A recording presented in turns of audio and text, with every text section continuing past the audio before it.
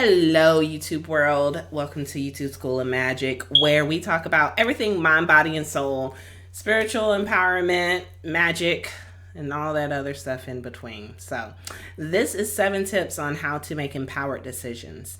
And if you've ever been anything like me in making decisions, boy, I used to be really bad with being indecisive because I just was afraid to take that next step to be able to say, okay, I'm going this way, but what if, but what if, but what if, but what if? And I had to come to a point where in my life where I'm like, you know what? Either I'm going to make the decision or I'm not going to make the decision. And if I don't, then I really and truly don't care enough to make that decision.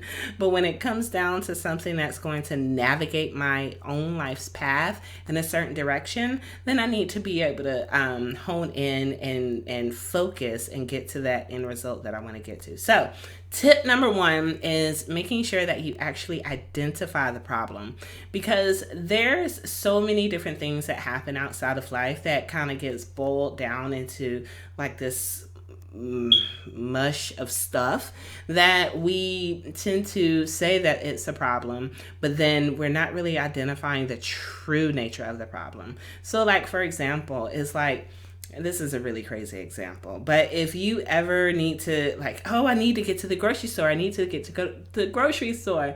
And it's like, you're thinking your problem is you can't get to the grocery store, but what's the real root of that issue? Why can't you get to the grocery store?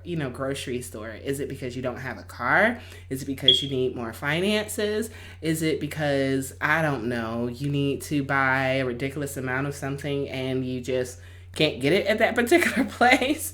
I mean, there are so many different things that go into that situation where you're focused on not being able to go, but you're not focused on the solution to the issue. And so that's when you shift your focus and actually identify the problem. So number 2 is that, within our example of trying to get to the grocery store, you do need to be able to gather relevant information. So this information is stuff that you might have to research, stuff that you might have to talk to a trusted friend or a family member, and getting their own opinion. Trusted. Note I say trusted because not everybody can give you great advice. So make sure it's somebody that you can take advice from, and really get all the details that you need in order to move forward with the decision-making process. And the thing of it is that, if you think of like a sifter, if you're a baker, I'm not really a baker, but I mean, I like baking, but it's not really my thing. But if you bake, and sometimes you have to sift the flour to make it finer, to be able to make a really good, I don't know, whatever kind of cake, and all of the stuff that you don't need sits on top. Well, that's what you have to do when you're gathering relevant information, is sifting your way through the information and leaving what you don't need behind while putting everything that you need is within that bowl, right? So number 3 is, okay, so you might have to identify some alternatives. So instead of making one particular decision, maybe you might need to go and add a different situation, or not different situation, but different decision. So give yourselves like A, B, C. If I make this decision, this will happen. If I make this decision, this will happen, etc., etc. But don't get too far down into that because you might begin to overwhelm yourself with different alternatives.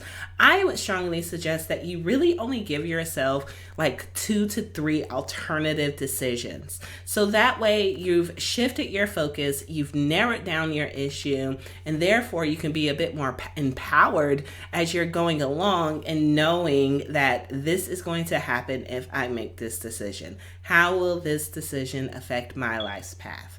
All right, so number 4, when you already have identified different alternatives, then you really need to kind of weigh the evidence, So if you make decision A and you end up, at part B, what is going to show, like, how is that going to help me? What is going to happen? You know what I'm saying? So when you realize and dig into that what is going to happen part of that decision-making process, then you can gather any kind of where you can weigh the evidence and weigh the consequences and see, is that something that I really want to do, or is it something that I can maybe hold off a little bit? And that way, you don't have to really rush yourself into making a choice that you will regret. But you shouldn't live with regrets. But sometimes we do. But we shouldn't. All right. And here's the thing, though. So say you've made, I've got decision A, B, and C, going back to this again, then you want to rank those alternatives to saying, and after you've weighed the consequences and weighed the evidence, then you want to rank those alternatives, right? So rank them in order of preference, determine which one of those alternatives is going to be best for you, which one is going to be least best for you, and then go accordingly. And then after that, you really just have to take action. Once you've ranked them and you have your number one decision, then you need to follow through with that number one, because you really and truly, in all essence, you have no idea what's going to happen once you make that decision. Well, there could be some things that, you might have guessed that could happen. Of course, if you take a knife and cut your finger, you're going to bleed, that kind of thing. But really and truly, you just got to do it. I mean, fear is not real. I say it all the time. Fear is not real. You just really have to do it. And then once you do it, then the only thing that you have to do after that is truly review your decision, see what happened, and I'm sorry, my phone's going on. See how did it affect your life? And if it wasn't a great one and you have that opportunity to go back and choose one of those other alternatives that you've created along the way, then do so.